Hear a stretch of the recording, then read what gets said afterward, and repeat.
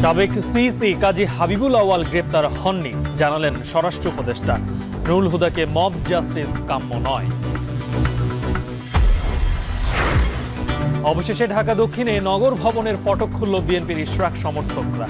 নাগরিক সেবা শুরু হলেও গ্রাহক কম।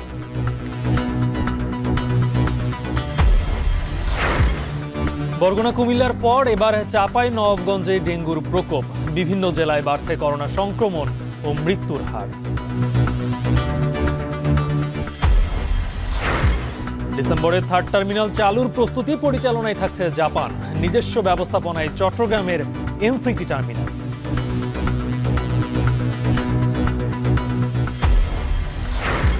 এবং মস্কোয় পুতিন আরাগচি বৈঠক আজ। ইরানে সরকার পরিবর্তনে ট্রাম্পের ইঙ্গিত। মার্কিন হামলার প্রতিবাদে বিক্ষোভ।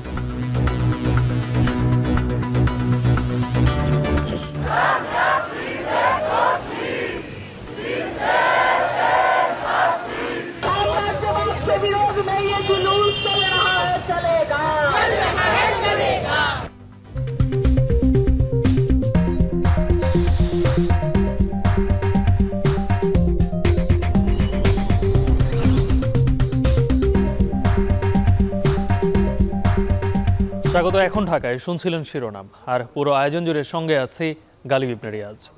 সাবেক প্রধান নির্বাচন কমিশনার কাজী হাবিবুল আউয়াল গ্রেপ্তার হননি বলে জানিয়েছেন স্বরাষ্ট্র উপদেষ্টা জাহাঙ্গীর আলম চৌধুরী। সকালে গাজীপুরের মৌচাকে হর্টিকালচার সেন্টার পরিদর্শন শেষে সাংবাদিকদের প্রশ্নের জবাবে একথা বলেন স্বরাষ্ট্র উপদেষ্টা। বলেন, আইন শৃঙ্খলা বাহিনীর উপস্থিতিতে সাবেক নির্বাচন কমিশনার KM নুরুল হুদাকে গ্রেপ্তারের সময় যেভাবে মব জাস্টিস ক্রিয়েট করা হয়েছে তা কাম্য নয়। এই ঘটনায় বাহিনীর কেউ জড়িত থাকলে তদন্ত করে ব্যবস্থা নেওয়া হবে। এর আগে হর্টিকালচার সেন্টারের বিভিন্ন স্থান ঘুরে দেখেন তিনি। সেই সঙ্গে কর্মকর্তা কর্মচারীদের সঙ্গে কথা বলে নানান নির্দেশনা দেন উপদেষ্টা।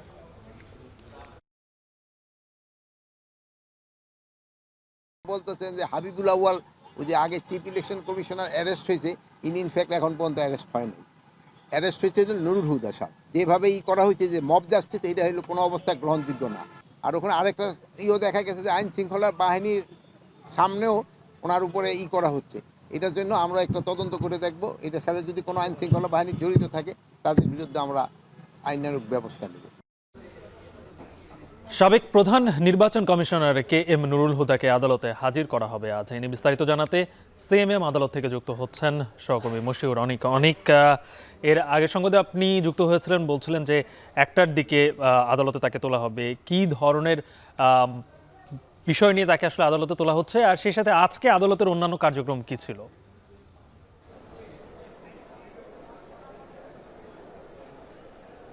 গালিব, প্রথমত আপনাকে জানিয়ে রাখতে চাই যে ঠিক CMM প্রাঙ্গণের এই মুহূর্তে কঠোর নিরাপত্তার চাদরে ঢেকে ফেলা হয়েছে এবং তাকে গতকালকে যার কথা বলছিলেন সিএসি নুরুল হুদা, তাকে কিন্তু গ্রেফতার করা হয়েছিল এবং গ্রেফতার করার যে প্রেক্ষিতটা যে ছিল সেটা কিন্তু বেশ স্বাভাবিক ছিল না, কারণ একটা মব ক্রিয়েট করা হয়েছিল এবং সেই মব ক্রিয়েট করার মাধ্যমে উত্তরায় তার বাসার সামনে থেকে তাকে প্রথমে মবের মাধ্যমে তাকে তুলে নিয়ে আসা হয় এবং জনগণ তাকে গ্রেফতার করে।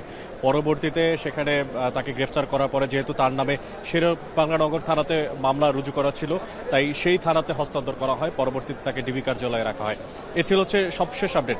তবে যতটুকু আমি বলেছিলাম শেষবার যখন আমি জানাচ্ছিলাম যে 1টা কিংবা 1:30টার দিকে তাকে নিয়ে আসা হতে পারে CMM প্রাঙ্গণে, এখন পর্যন্ত সবশেষ কিছু আমাদেরকে জানানো হয়নি। তবে এখানকার যে প্রস্তুতি, এখানকার যে পর্যালোচনা, সবকিছু বিশ্লেষণ করে বলা চলে যে CMM আদালতের এই মুহূর্তে আসলে আমাদের এখানে বেশ যে পুলিশের আইন শৃঙ্খলা বাহিনীর সদস্যরা তারা সেখানে জড়ো হয়েছেন এবং তাকে ডিবি কার্যালয় থেকে নিয়ে আসার কথা যেহেতু রয়েছে, তো সেক্ষেত্রে যাতে নতুন করে এই CMM প্রাঙ্গণে কোনো মব তৈরি না হয় সেক্ষেত্রেও কিন্তু বিশেষ ধরনের ব্যবস্থা নেওয়ার কথা কিন্তু আমাদেরকে ডিসি প্রসিকিউশন অফিস থেকে জানানো হয়েছে। একটু ছোট করে আপনাকে জানিয়ে রাখতে চাই, এখানে মূলত তাকে যখন নিয়ে আসা হবে প্রথমে তাকে গারদে নিয়ে যাওয়া হবে। সে গারদ থেকে তার যে সংশ্লিষ্ট থানার যে কোর্ট, সে কোর্টে উপস্থাপন করা হবে এবং সম্ভবত আজকে তাকে এই মামলায় সংশ্লিষ্ট যে মামলাটি ঘটেছিল করা হয়েছে হয়েছে, বিশেষ করে 3 জন সাবেক সিএসির এবং পাশাপাশি প্রধানমন্ত্রী, সাবেক প্রধানমন্ত্রী, তার সাথে তার সাবেক স্বরাষ্ট্রমন্ত্রী এবং সাবেক পুলিশের আইজিপি সহ 24 জনের বিরুদ্ধে যে মামলা করা ছিল তার প্রথম আসামি হিসেবে তাকে কিন্তু এখানে গ্রেফতার দেখানো হতে পারে। তো আমরা এখন পর্যন্ত যেটা ধারণা করছি যে 1:30টার পরে যে কোনো একটা সময় তাকে আদালত প্রাঙ্গণে নিয়ে আসা হবে এবং পরবর্তীতে নির্ধারিত যে সমস্ত কার্যপ্রণালী সেগুলোকে পুঙ্খানুপুঙ্খভাবে পালন করার মাধ্যমে তাকে কোর্টে সোপর্দ করা হবে। আরও একটা বিষয় আপনাকে জানিয়ে রাখতে চাই, যেটা আপনি জানতে চেয়েছেন যে আজকে কার্যতালিকা কী কী ছিল।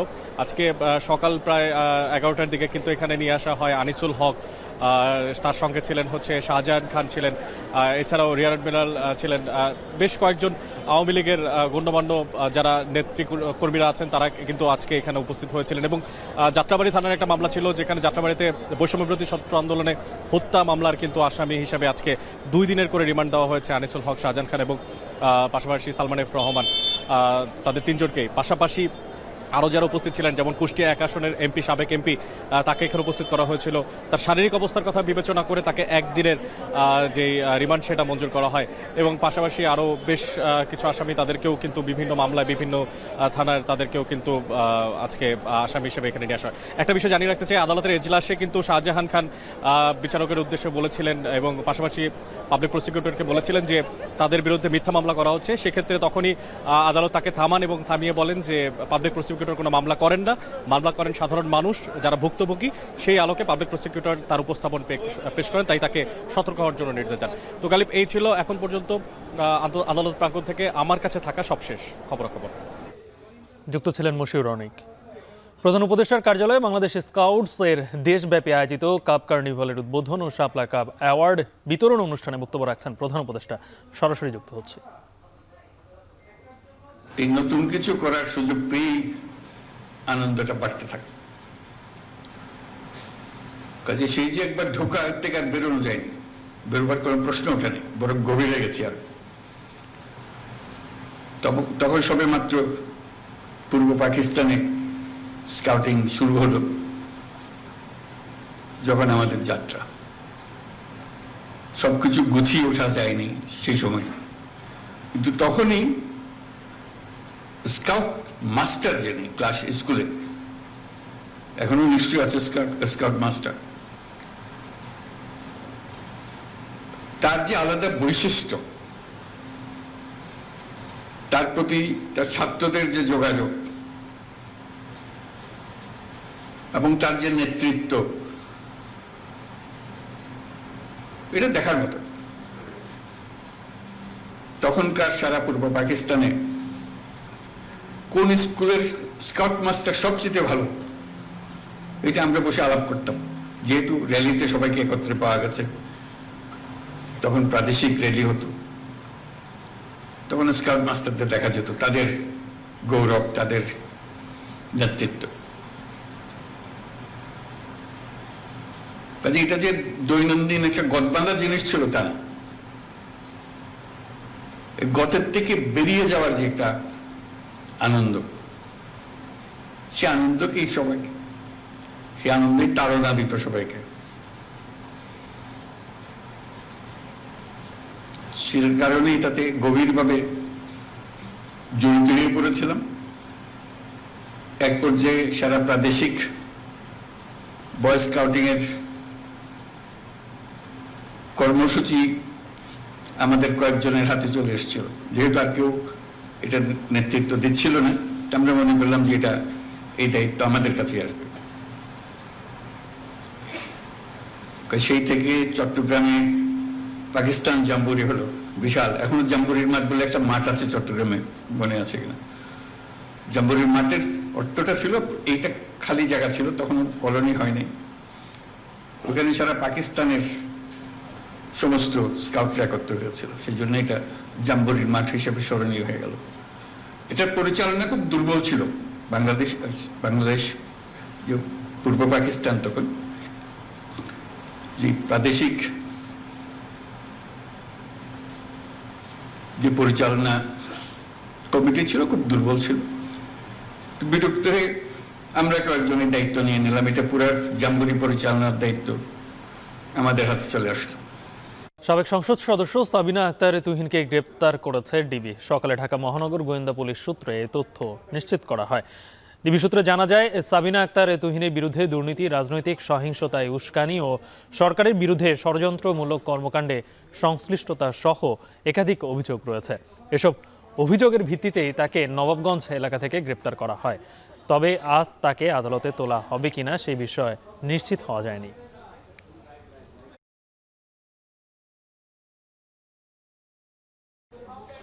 এদিকে মুন্সিগঞ্জে ৩ আসনের সাবেক এমপি মোহাম্মদ ফয়সাল বিপ্লবকে গ্রেপ্তার করেছে ঢাকা মহানগর পুলিশের গোয়েন্দা শাখা। রোববার রাজধানীর মণিপুরি পাড়া থেকে তাকে আটক করা হয়। গ্রেপ্তারের বিষয়টি নিশ্চিত করেছেন ডিএমপির গণমাধ্যম ও জনসংযোগ শাখার উপকমিশনার মোহাম্মদ তালেবুর রহমান। সাবেক এমপি ফয়সাল বিপ্লব জুলাই আন্দোলনে হত্যা মামলার আসামি।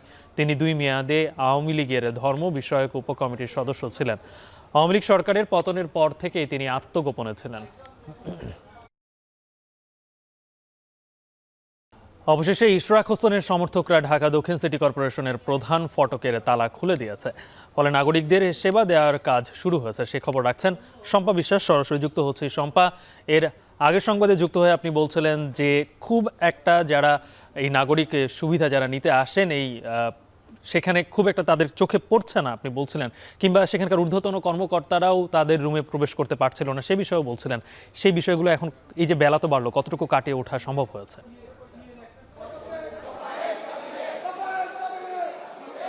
বেলা বেড়েছে ঠিকই, কিন্তু নাগরিকদের যে আগমন সেটি বাড়েনি। আমরা সকাল থেকে এখানে অপেক্ষা করছি। হাতে গোনা 2-1 সঙ্গে আমাদের দেখা হয়েছে এবং তাদের সঙ্গে আমরা কথা বলেছি। কর্মকর্তারা এর প্রেক্ষিতে যেটি বলছেন সেটি হচ্ছে, নগরবাসী এখনো জানে না যে আজ থেকে যে সকল দপ্তরে নাগরিক সেবা দেওয়া হয় সেই দপ্তরগুলো খুলে দেওয়া হয়েছে। ফলে যখন তাদের কাছে এই তথ্য পৌঁছাবে তখন নিশ্চয়ই তারা আবার আসতে শুরু করবে। আমরা এই মুহূর্তে নগর ভবনের নিচে দাঁড়িয়ে আছি এবং সেখানে আপনারা দেখতে পাচ্ছেন যে এখন ইশরাক সমর্থক যারা আছেন তারা সেখানে অবস্থান নিয়েছেন। যদিও সকালবেলায় এই স্থানটি একদমই ফাঁকা ছিল এবং কোনো অবস্থানকারীদের সঙ্গেই আমাদের দেখা হয়নি। এবারে আসি যেই সব দপ্তরে তালা রয়েছে সেই প্রসঙ্গে। এখন পর্যন্ত আমরা যে তথ্য পেয়েছি সেখানে আমরা দেখেছি যে প্রশাসক এবং প্রকৌশলী যে দপ্তর আছে সেই দপ্তর দুটিতে তালা দেওয়া আছে এবং সমস্ত প্রকৌশলীরা কিন্তু এখন পর্যন্ত তাদের দপ্তরে প্রবেশ করতে পারেনি। অনেককেই দেখেছি আমরা, তারা দরজার বাইরে ঘোরাফেরা করছেন। অনেকেই বলছেন যে তারা তাদের কার্যক্রম বাইরে থেকে চালিয়ে যাচ্ছেন কিন্তু দপ্তরে প্রবেশ করতে পারছেন না। এর বাইরে যেসব সেবা রয়েছে, অর্থাৎ দৈনন্দিন সেবা যদি বলি, সেটি হচ্ছে কর পরিশোধ, নানান রকম নিবন্ধন পত্র যেমন জন্ম নিবন্ধন, ওয়ারিশান সনদ, মৃত্যু সনদ, এই সনদগুলো দেওয়ার কার্যক্রম আজ থেকে শুরু হয়েছে। তবে সেবা গ্রহীতার সংখ্যা একদমই হাতে গোনা 2-1 বা একদমই নগণ্য বলা চলে। আমরা প্রধান নির্বাহী কর্মকর্তার সঙ্গে কথা বলেছি। তিনি আমাদেরকে জানিয়েছেন যে এতদিন তারা বাইরে থেকে কার্যক্রম চালালেও আজ থেকে আনুষ্ঠানিকভাবে তারা দপ্তরে প্রবেশ করতে পারছেন। ফলে তারা আশা করছেন যে এই সেবার যে স্বাভাবিক প্রবাহ সেটি অবশ্যই বাড়বে। যদিও বিক্ষোভকারীরা এখন আবার নগর ভবনের নিচে অবস্থান করছেন, ফলে যদি তারা আবার নতুন কোনো ধরনের কর্মসূচি ঘোষণা করেন সেক্ষেত্রে কিন্তু এই সেবাদান কিছুটা হলেও ব্যাহত হতে পারে। এই ছিল রাজধানীর ঢাকা দক্ষিণ সিটি কর্পোরেশনের নগর ভবনের সামনে থেকে আমার কাছে নাগরিক সেবা প্রাপ্তির সবশেষ খবর।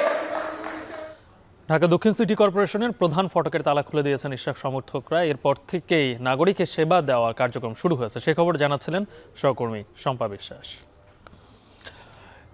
রাজধানীর যাত্রাবাড়ি থানার সাজিদুর রহমান হত্যা মামলায় সাবেক মন্ত্রী আনিসুল হক, সালমান এফ রহমান ও শাহজাহান খানকে 2 দিন করে রিমান্ড দিয়েছেন ঢাকার সিএমএম আদালত।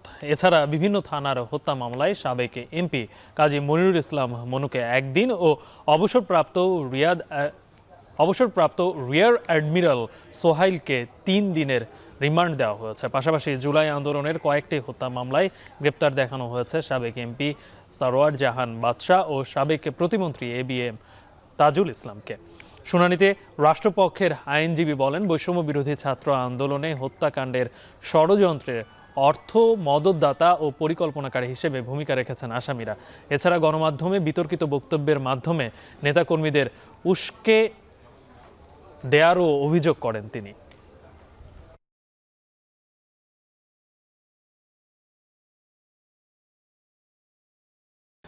এবার কোভিড ও ডেঙ্গুর সবশেষ পরিস্থিতি জানাতে রাজধানীর মহাখালীর ডিএনসিসি হাসপাতাল থেকে যুক্ত হচ্ছেন সহকর্মী মুজাহিদ শুভ। শুভ, সকাল থেকে আমরা আমাদের বিভিন্ন সহকর্মীদের মাধ্যমে জানতে পারছিলাম দেশের বিভিন্ন প্রান্তে, বিশেষ করে চাঁপাইনবাবগঞ্জেও করোনার প্রকোপ বেড়েছে। রাজধানীতে করোনার কি অবস্থা দেখছেন, কিংবা ডাক্তাররা কি বলছেন, সংক্রমণের হার কেমন, সেই সাথে মৃত্যুর হারে কেমন দেখছেন?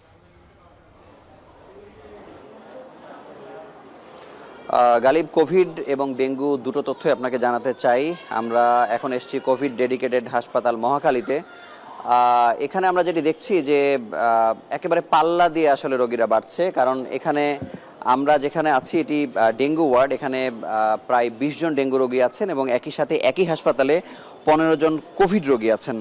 তার মানে আপনি বুঝতে পারছেন যে অনেকটা পাল্লা দিয়েই, মানে সমান্তরালে আসলে চলছে। এবং হাসপাতালের পক্ষ থেকে জানানো হয়েছে প্রতিদিন আগে যেখানে 300 বা 350 রোগী আসতো, সেখানে এখন প্রায় 600 পর্যন্ত রোগী আসছে, যাদের মধ্যে কোভিড এবং ডেঙ্গুর যে সাধারণ লক্ষণগুলো আছে সেই লক্ষণগুলো মোটামুটি দেখতে পাওয়া যাচ্ছে।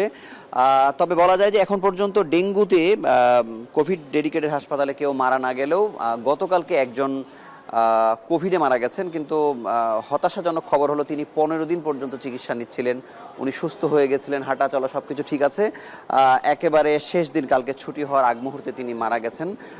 সেটি একটি দুঃখজনক খবর। কিন্তু ডেঙ্গুর যে চিত্র আমরা এখানে দেখতে পাচ্ছি, যে একজন রোগীর সাথে আমরা কথা বললাম, 11 বছরের শিশু, তিনি বরগুনা থেকে এসছেন। আপনি জানেন যে ডেঙ্গুর হটস্পট এখন বরগুনা। সেখান থেকে কেন এতদূর পর্যন্ত আসলো সেটি আসলেই একটি হতাশার খবর, কারণ তারা বলছেন সেখানে ভালো চিকিৎসা পাননি, সেখান থেকে তাদেরকে রেফার করা হয়েছিল বরিশালে, সেখানেও ভালো চিকিৎসা পাবেন না এমন আশঙ্কায় তাকে নিয়ে আসা হয়েছে ঢাকায়। এই যে দীর্ঘ পথ তিনি যে আসলেন, এই পথের মধ্যে কিন্তু অসংখ্য রোগীর মৃত্যুর ঘটনা আমরা অতীতের দিনগুলোতে শুনেছি। তবে চিকিৎসকরা বলছেন যে ডেঙ্গু বা কোভিড যাই হোক না কেন, এখানে মূলত বিভিন্ন রোগে আক্রান্তরা মূলত প্রাণহানির শিকার হচ্ছেন। সেক্ষেত্রে যারা বিভিন্ন রোগে আক্রান্ত আছে তাদেরকে টিকা নেবার অনুরোধ জানানো হচ্ছে। তবে টিকা যে দিবে, টিকা নেবার ব্যাপারে আমরা কিন্তু স্বাস্থ্য অধিদপ্তর বা মন্ত্রণালয়ের পক্ষ থেকে তেমন কোনো তোড়জোড় দেখতে পাচ্ছি না। কোভিডের টিকা নেওয়া যেমন দরকার, একইভাবে ডেঙ্গু থেকে বাঁচার জন্য হটস্পট যেগুলো আছে সেগুলো আরও নতুন নতুন হটস্পট কোনগুলো হতে পারে সেগুলো চিহ্নিত করে ব্যবস্থা নেওয়া দরকার। তবে ডেঙ্গুতে প্রাণহানি অনেক বেশি, 36 জন মারা গেছে ডেঙ্গুতে। সেই জায়গাতে বাংলাদেশে চলতি বছর এখন পর্যন্ত মাত্র 16 জনের প্রাণহানি হয়েছে কোভিডে। যদিও আমরা দুটোর ব্যাপারে এক ধরনের উদাসীনতা দেখছি স্বাস্থ্য বিভাগের পক্ষ থেকে। এই ছিল এখানকার সবশেষ খবর। গালিব, করোনা ও ডেঙ্গুর খবর জানাচ্ছিলেন সহকর্মী মুজাহিদ শুভ। এদিকে দেশে প্রতিদিনই বাড়ছে ডেঙ্গু আক্রান্ত মৃতের সংখ্যা। এর মধ্যে কুমিল্লার দাউদকান্দির পৌর এলাকায় ডেঙ্গুর হটস্পট ঘোষণা করেছে স্বাস্থ্য বিভাগ। অন্যদিকে করোনা উপসর্গ নিয়ে ফরিদপুরের বিভিন্ন হাসপাতালে যাচ্ছেন রোগীরা। ডেঙ্গু ও করোনার বিস্তারিত বিষয় জানাতে আমাদের সঙ্গে কুমিল্লা থেকে যুক্ত হচ্ছেন মাসুদ আলম এবং ফরিদপুর থেকে মফিজুর রহমান শিপন। শুরুতেই মাসুদ, আপনার কাছ থেকে জানতে চাই যে যেখানে হটস্পট ঘোষণা করা হয়েছে সেখানে ডেঙ্গুতে আক্রান্তের সংখ্যা কেমন, আর বিশেষ করে সেখানে ডেঙ্গুর যেন বিস্তার না হয় সেই বিষয়ে কি কোনো পদক্ষেপ চোখে পড়েছে আপনার?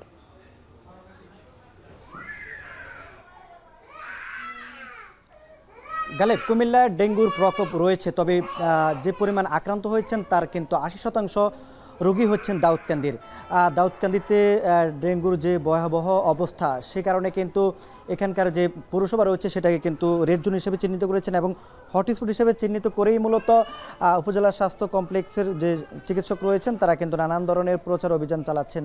তারা বলছেন যে এখন পর্যন্ত যে পরিমাণ আক্রান্ত হয়েছেন সেটা কিন্তু আসলে 1800 ছাড়িয়েছে। এর মধ্যে রয়েছেন 3 জন ব্যক্তি মারা গিয়েছেন। মারা যাওয়া ব্যক্তিরা হচ্ছেন যে পৌরসভা এলাকারই।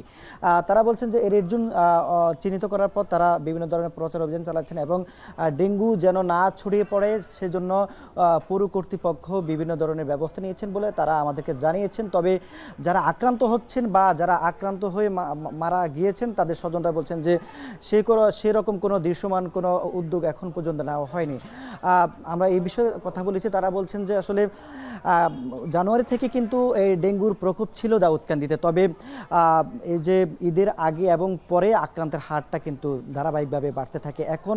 এখন যে তথ্য পাওয়া যাচ্ছে প্রতিদিন কিন্তু 100 বা 90 থেকে 100-র মধ্যে আক্রান্ত রয়েছে প্রতিদিনে। আজকে 24 ঘন্টা যে তথ্য রয়েছে সেই তথ্য থেকে আমরা বলি, এই তথ্য অনুযায়ী তারা বলছেন যে 24 ঘন্টায় 98 জন রোগী নতুন করে শনাক্ত হয়েছেন।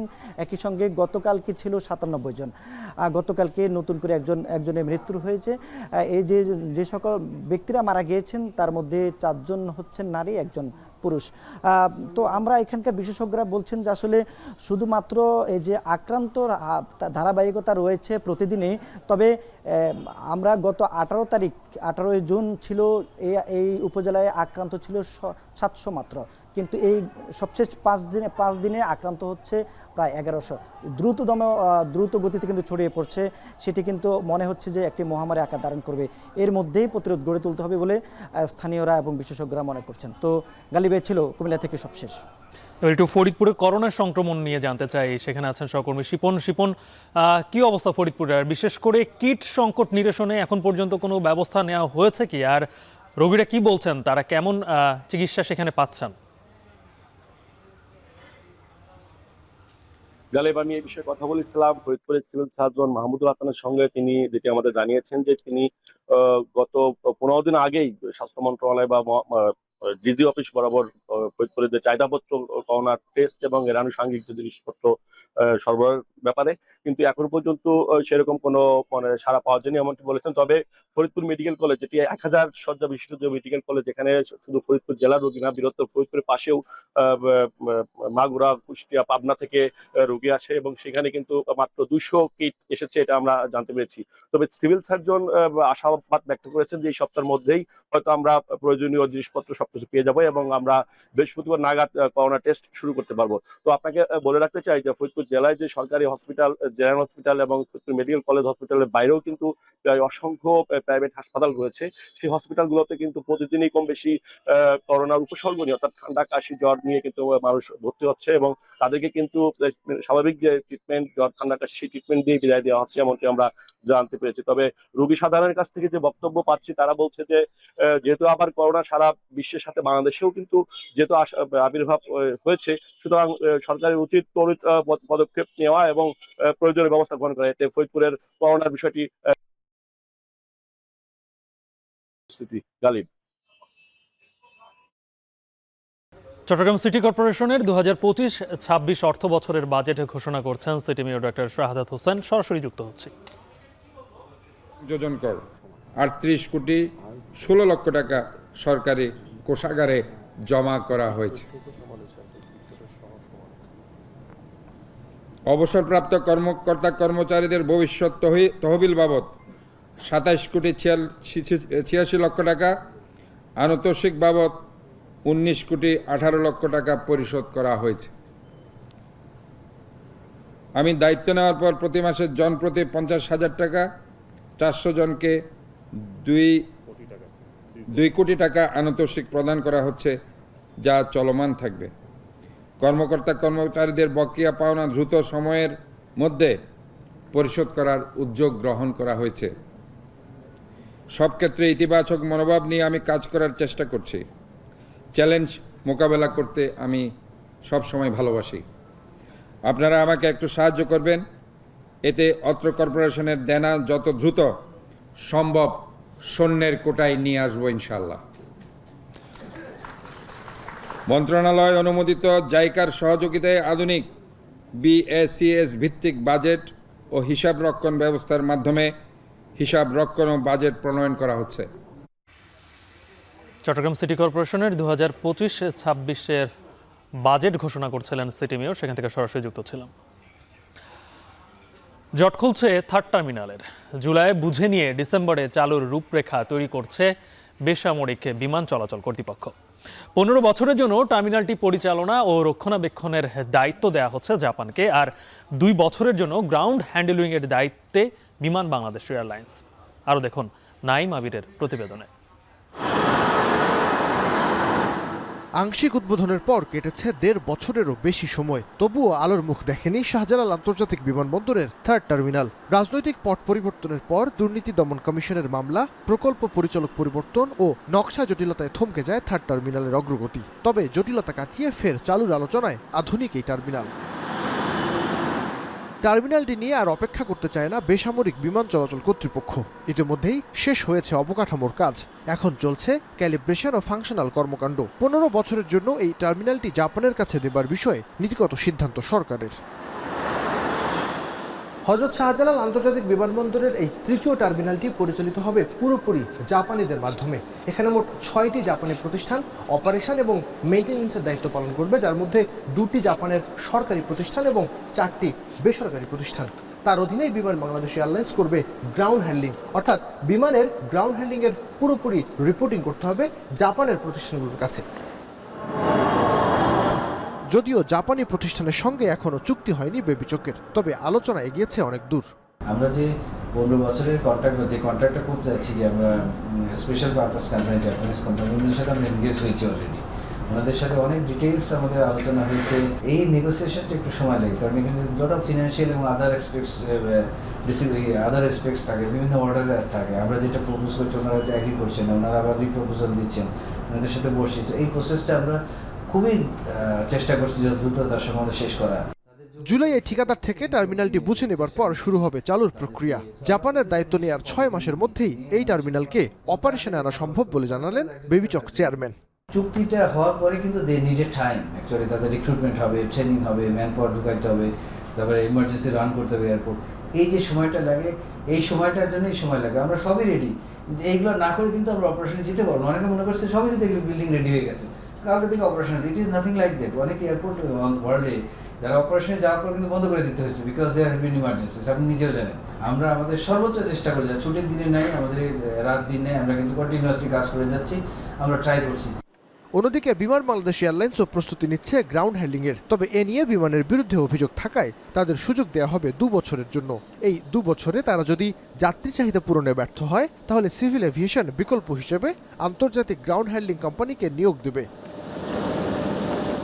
শাহজালাল আন্তর্জাতিক বিমানবন্দরের 3rd টার্মিনাল চালু হলে এই বিমানবন্দরে যাত্রী সেবা দেবার সক্ষমতা পৌঁছাবে বছরে 2 কোটিতে। বর্তমানে এই বিমানবন্দর 80 লাখ যাত্রী সেবা দিতে সক্ষম। নাইম আবির, এখন, ঢাকা। বেসরকারি ব্যবস্থাপনায় 17 বছর চালানোর পর আধুনিক কন্টেইনার টার্মিনাল এনসিটি নিজস্ব ব্যবস্থাপনায় পরিচালনা করতে যাচ্ছে চট্টগ্রাম বন্দর কর্তৃপক্ষ।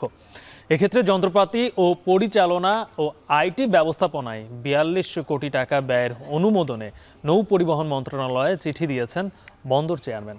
ব্যবহারকারীরা বলছেন, জনবল সংকট ও পূর্ব অভিজ্ঞতা না থাকায় টার্মিনাল পরিচালনা বন্দরের জন্য কঠিন হবে। আরও জানাচ্ছেন হাজেরা শিউলি। চট্টগ্রাম বন্দরের রাজস্ব আয়ের প্রায় অর্ধেক যোগান দেয় নিউমোরিং কন্টেনার টার্মিনাল এনসিটি। 2007 সালে নির্মিত 2500 কোটি টাকা বিনিয়োগের এই টার্মিনালে অপারেটর নিয়োগ নিয়ে শুরু থেকেই ছিল অনিয়মের অভিযোগ। প্রথম কয়েক বছর উন্মুক্ত দরপত্রের মাধ্যমে দেশীয় অপারেটর সাইপ পাওয়ার টেক এনসিটি চালালেও দীর্ঘদিন ধরে বিনা টেন্ডারে বারবার মেয়াদ বাড়িয়ে উন্মুক্ত ক্রয় পদ্ধতিতে কাজ করছে সাইপ পাওয়ার টেক।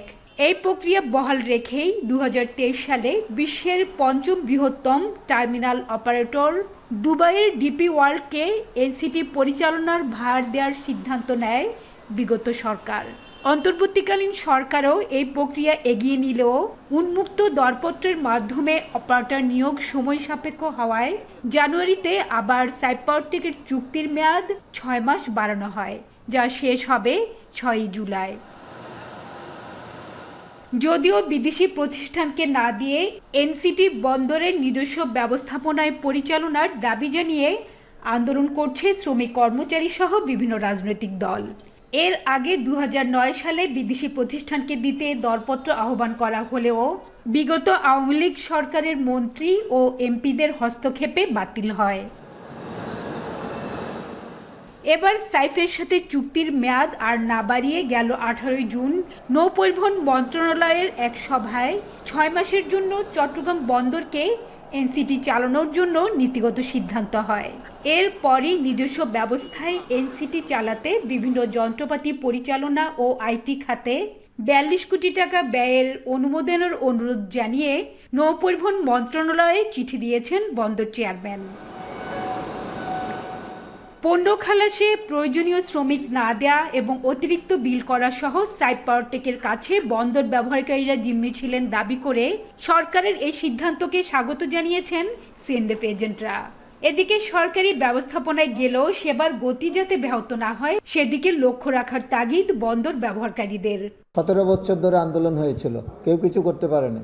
একটা করাপশন থেকে আমরা মুক্ত হয়েছি, একছত্র আধিপত্য থেকে আমরা মুক্ত হয়েছি। চট্টগ্রাম বন্দরের সমস্ত ইকুইপমেন্ট চট্টগ্রাম বন্দর 6 মাসের জন্য এই এনসিটি চালানো কোনো সমস্যা আছে বলে আমি মনে করি। আমাদের যে জাহাজগুলো আসে সেই জাহাজগুলো থেকে কন্টেনার নামানো, সেই কন্টেনারগুলোকে প্লেস করা, ডেলিভারি দেওয়ার যে সকল ব্যবস্থাপনাগুলো আছে সেগুলোতে তারা কিন্তু একটা অভ্যস্ত হয়ে গেছে। বন্দর যদি নিজে ব্যবস্থাপনায় ফিরে যায় সেটিকেও আগে একটু খেয়াল রাখতে হবে যাতে করে আমাদের যে ব্যবস্থাপনাগুলো এখন আছে সেই ধরনের সার্ভিসগুলো এবং সেই ধরনের দক্ষ তাদের যে লোকজন আছে সেগুলোকে দিয়ে যেন অপারেট করা হয়।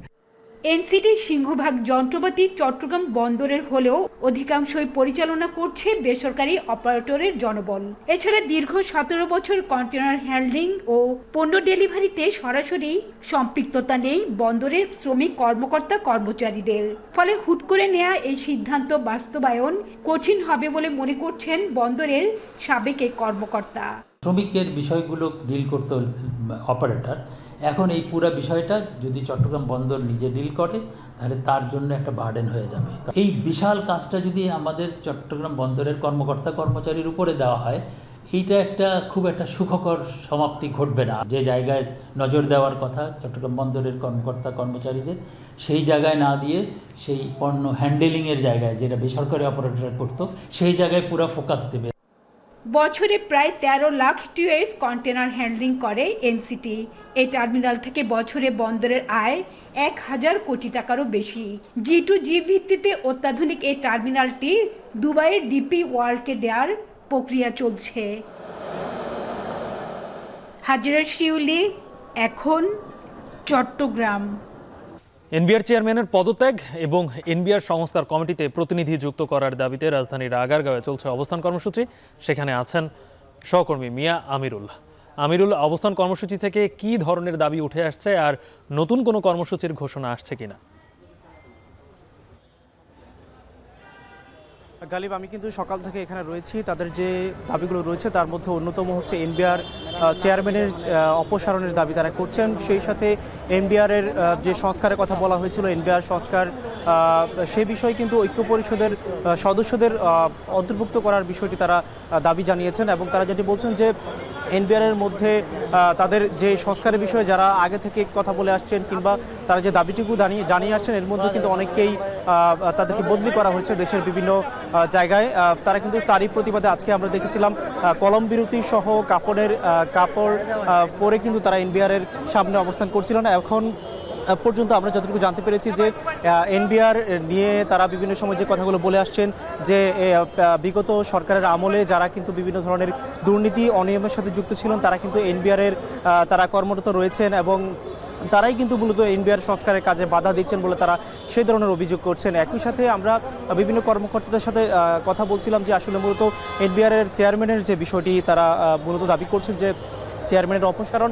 তারা যেটি বলছেন যে এরই মাঝে আপনি জেনে থাকবেন যে কিছুদিন আগে যে ছিল এনবিআরকে ভেঙে রাজস্ব বিভাগ এবং যে দুইটি বিভাগ করার কথা ছিল, তারই প্রেক্ষিতে কিন্তু পরবর্তীতে এনবিআরের কর্মরতরা তারা কিন্তু দেশব্যাপী কলম বিরতি সহ বিভিন্ন ধরনের দাবি দেওয়া তারা করেছিল এবং তারই প্রেক্ষিতে মূলত এই আজকের এই কর্মসূচির অবস্থা। আমরা গালিব আপনাকে একটু বিস্তারিত শোনানোর জন্য আমরা ব্রিফিংয়ে চলে যাচ্ছি, আপনি আমাদের সাথে থাকবেন।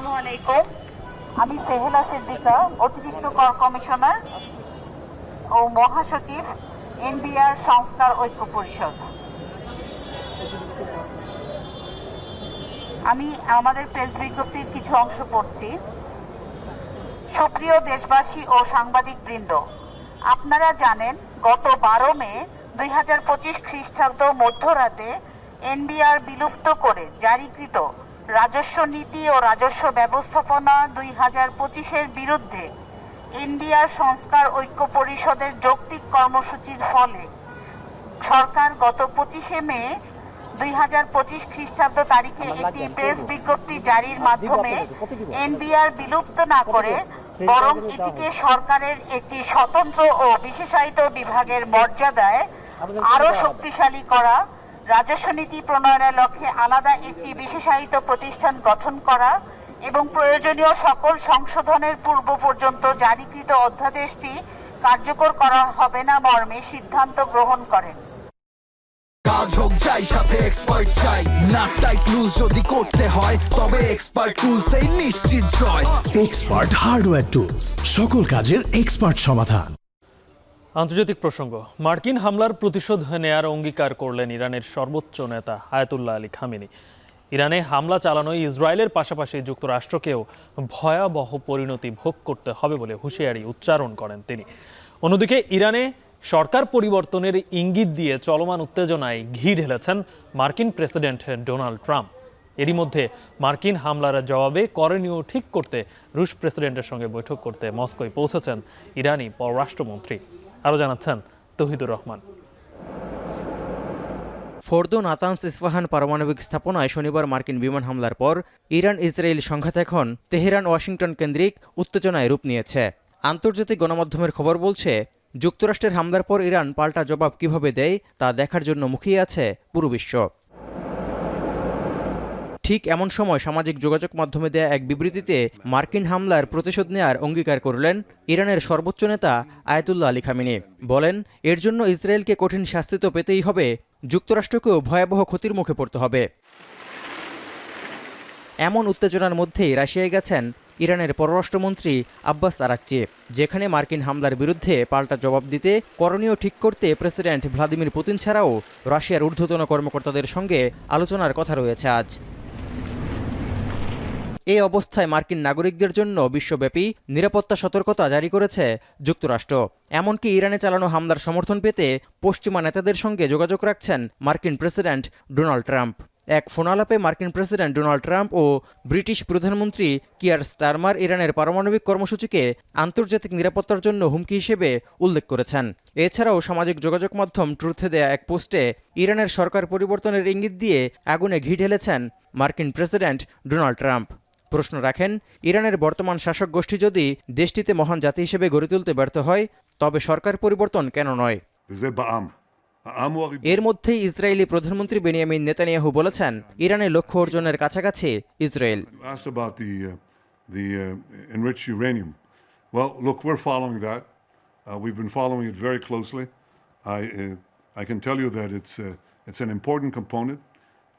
Of a nuclear program. It's not the sole component. It's not a sufficient component. ইরানে মার্কিন হামলার পর রোববার রাতে জাতিসংঘ নিরাপত্তা পরিষদের জরুরি বৈঠক হয়েছে। রাশিয়া, চীন এবং পাকিস্তান সহ 15 সদস্য রাষ্ট্রের প্রস্তাবে এই বৈঠক হয়। এতে ইরানে মার্কিন হামলার তীব্র সমালোচনা করেন জাতিসংঘে নিযুক্ত রুশ প্রতিনিধি ভাসিলিও নেবেনজিয়া। Таким образом, Вашингтон в очередной раз продемонстрировал полное пренебрежение позиции международного сообщества и подтвердил, что ради интересов своего израильского союзника он готов не только закрывать. এই অবস্থায় অবিলম্বে যুদ্ধবন্ধে টেকসই আলোচনার জন্য পদক্ষেপ নেওয়ার আহ্বান জানিয়েছেন জাতিসংঘ মহাসচিব।